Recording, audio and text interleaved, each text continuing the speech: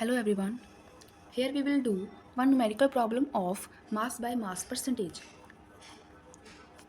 So they have given a solution contains 40 grams of common salt, sodium chloride in 320 grams of water.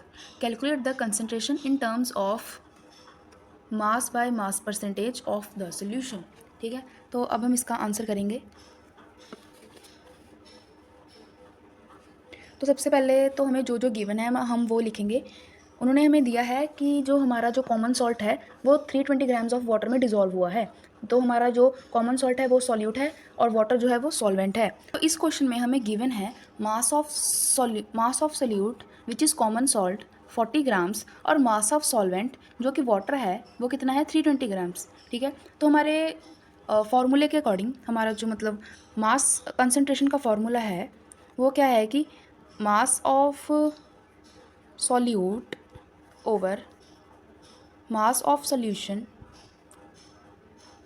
Multiply by 100.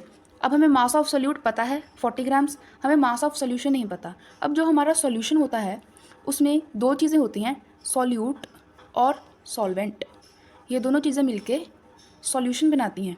ठीक है, और अब हमें solute का भी मास पता है 40 ग्राम्स और सॉल्वेंट का भी पता है 320 ग्राम्स.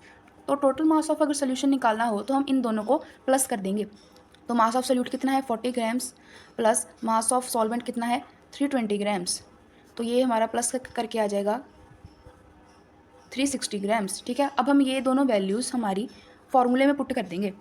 तो ये आज निकल के आ जाएगा मास ऑफ सोल्यूट है 40 grams upon mass of solution है हमारा 360 ग्राम्स और मल्टीप्लाई बाय 100. अब इसकी कटिंग करेंगे. एक जीरो से एक जीरो इधर कैंसिल होगी, एक से एक नीचे कैंसिल हो गया. अब 4 के टेबल में 4 1 ज़ा 4, 4 9 ज़ा 36. ये हमारा आ गया 1/9 जो हमारा सॉल्व करने के बाद आ जाएगा 0.11%. Thank you.